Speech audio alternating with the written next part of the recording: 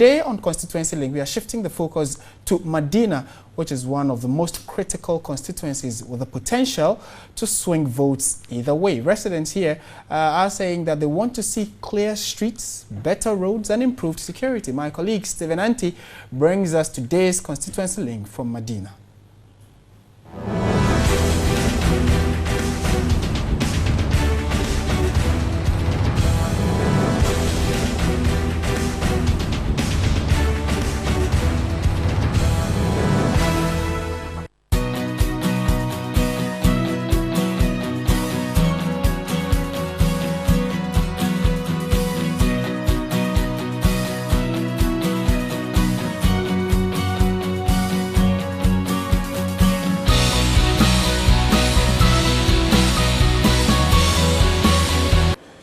Split from Abokobi Madina constituency in 2012, the Madina constituency has a population of about 137,162.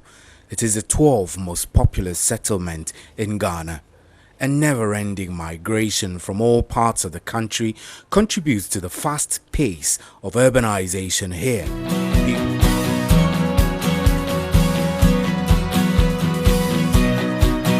Madina constituency has a voter population of about 90,000. This constituency can determine who wins the 2016 presidential elections.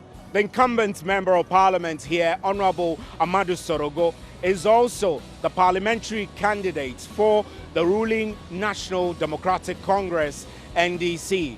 He's vying for his fourth term in Parliament, but the situation is getting tricky for the NDC as its main political opponent, the New Patriotic Party, has elected former Works and Housing Minister Alhaji Boniface Abubakar Sadiq as its parliamentary candidate.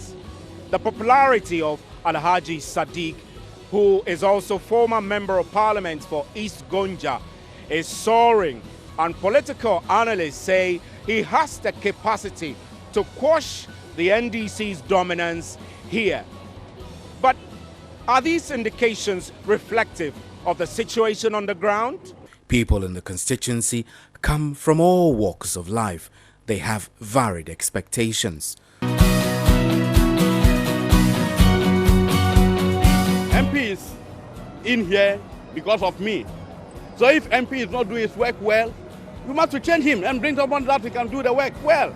Oh, Zongo is Madina here 12 years. We don't see any development in Madina here. No, if somebody is paying, let us have my money and I pay. Not MP just give the money to pay. Maybe my business boom. That's why I'm building a big mansion or do a business. Not the MP. But what needed is MP supposed to do something that if everybody in Madina here will be free. There are a lot of problems around. You don't see any development ongoing here. And you could see the leaders here don't have any laid down plans, procedures. They are not following any trend.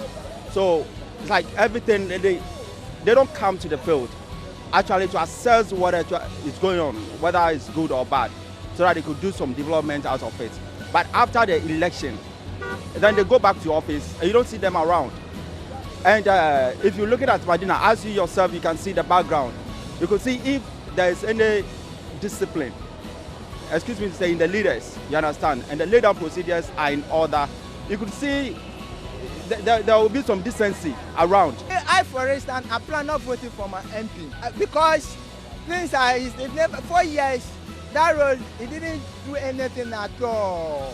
Even though when you go to, from Tipa Junction to a gravel pit, the road is also not good at all. When he came there, you told him, you said there is a big man at the top there, they will do it.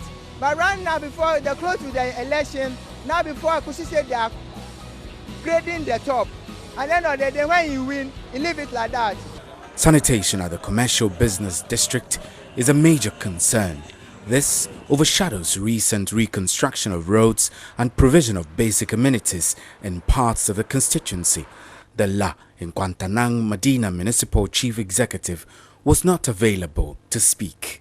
Many aspirants promise development which usually they are not the ones to deliver.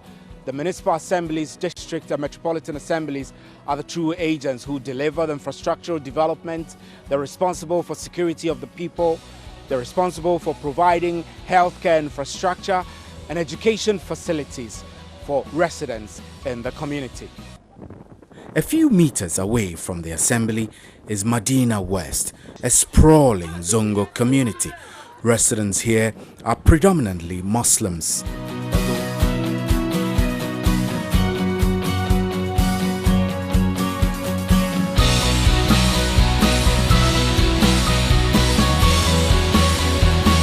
As you can see, we don't have any problem.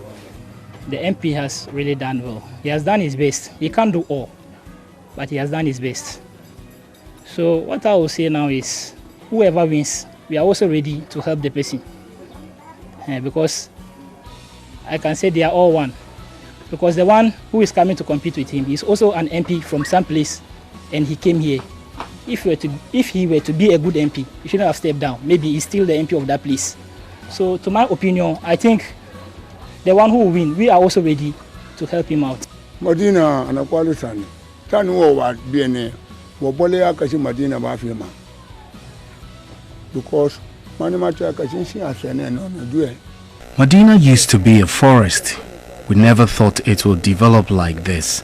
Thanks be to God, bit by bit, it has developed to the extent everything we want, we can get here. Enjoy.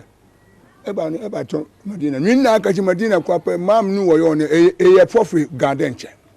Because kono piano water wana ebie. Although the Rahman family is optimistic, the Zongo chief, Zakari Isaka, has a different view. I can't see the development properly. We want our roads and gutters fixed so we can have some peace of mind. As you can see, Madina Zongo is a clean place. I am so one person and say Hanum and so the Okulum and Finfi. Madina Zongo Hanum so one Casamonetia at the bar and Niswati until the Comuya sign my answer your home batoya.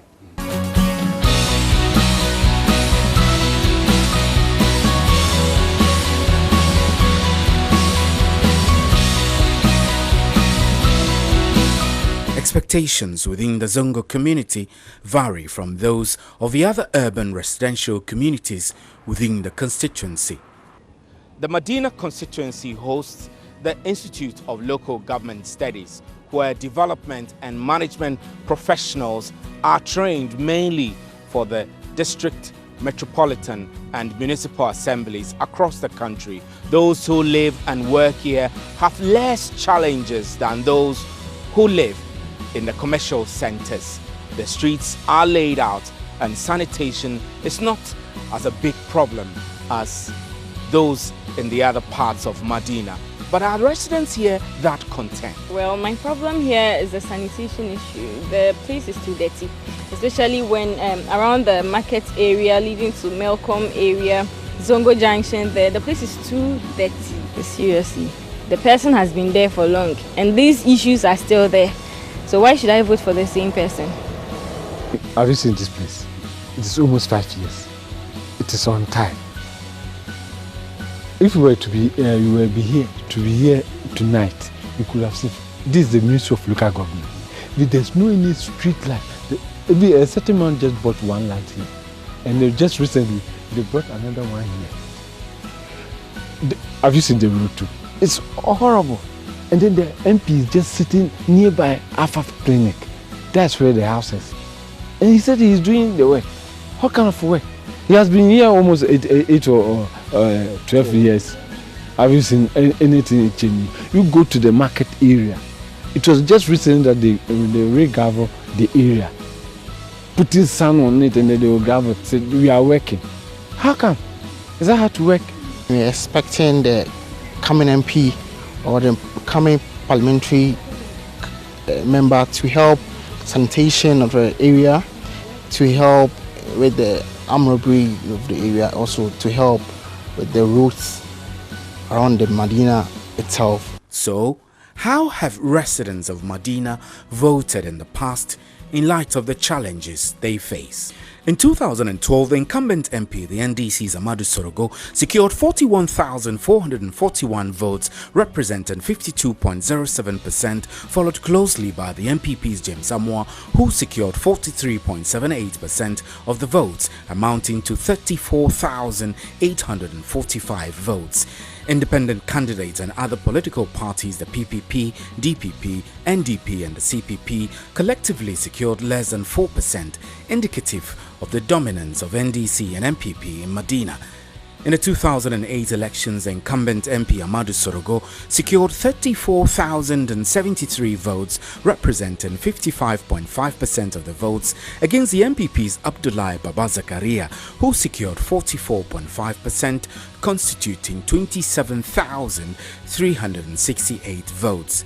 There were no other parties in that year's contest. In 2004, Amadou Sorogo, who was contesting for the first time, secured 32,080 of the votes, representing 50.2%, in a very tight contest where the MPP's James Samoa secured 30,330, representing 47.4%.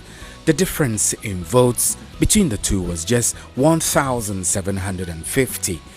The CPP and the DPP's total votes amounted to less than 20%, re-echoing the dominance of these two political traditions in Madina. So, what will determine the trend of votes in Madina come November 7? Voter apathy in the constituency is rising, and the emergence of Alhaji Boniface Abubakar Sadiq could tip the scale in favor of the MPP. Although infrastructural development, road reconstruction, provision of pipe-borne water through the Teshi desalination plant, and relative improvement in sanitation are clear development trends, the people want more, and their expectations could change the dynamics of the votes come November 7. But it is surely going to be either the NDC or the MPP. That is a certainty, judging from the poor showing of independent candidates and the other political parties.